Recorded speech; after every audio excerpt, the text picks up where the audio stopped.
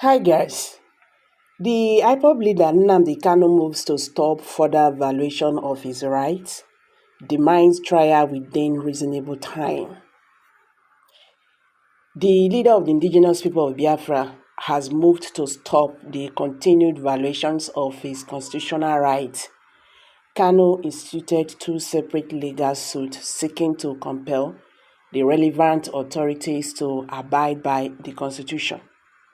In the first suit, filed before the Federal Capital Territory High Court, Kanu sought the constitutional right to a fair hearing and to be tried within a reasonable time, as well as to be released unconditionally.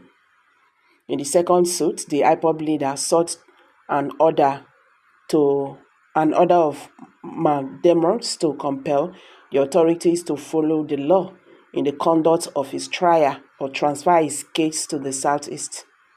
A statement by his special counsel, Aloy Ejimakor, reads, 2 days ago, Mazi Nnamdi Kanu's legal team commenced two separate legal actions seeking to compel the authorities to henceforth abide by the black letters of the Constitution and persistent status in the overall conduct of Mazi Nnamdi Kanu's case. In the first suit, November CV/8875/25, filed before the High Court of the Federal Capital Territory, we requested the enforcement of Mazi Nnamdi Kanu's constitutional right to a fair hearing and to be tried within a reasonable time, and in the alternative, to release him unconditionally. In the second suit, number M/3224/2025, which was also brought before the High Court of the Federal Capital Territory, we are seeking to mandamus to compel the authorities to follow the law in the conduct of his trial, including the transfer of his case to the Southeast, where it should have been instituted in the first place.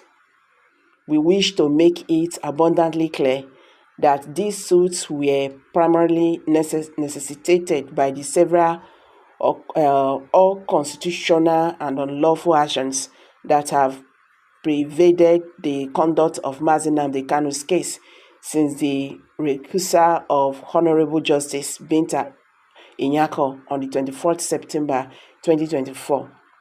In summary, the said unconstitutional and unlawful actions include the refusal to reassign the case to another judge, the backward assessment of the case to the same judge who stepped aside from the case, the refusal to consider the transfer of the case to the Southeast, and most importantly, the failure of the authorities to bring the case to a proper trial within a reasonable time as the Constitution demands.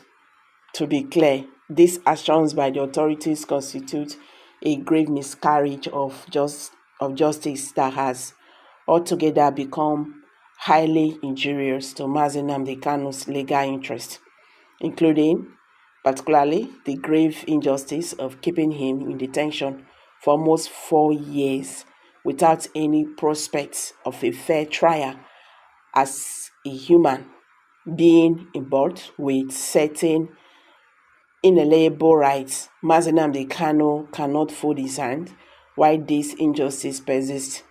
Nnamdi Kanu moves to stop further violation of his right. It demands trial within reasonable time. Thank God, this really worked, because after this suit, the federal government, how can I say, the Nigerian judiciary have assigned the case to another judge. So that is a good one, and that was what Mazi Nnamdi Kanu has been asking for. Now the question is, now they have assigned the case to another person, would Mazi Nnamdi Kanu ever get a fair hearing? Because that one is another one. No, will he ever get a fair hearing? He said Binta Inyako should step down because she is biased. That is the reason why he has refused to, assigned or refused to sign bail applications and everything. But the question is, would they ever give him fair trial? Would they ever give him fair trial? So guys, let's hear from you. Kindly drop your comment below the comment section. Don't forget to give us a thumbs up. Thank you and bye for now.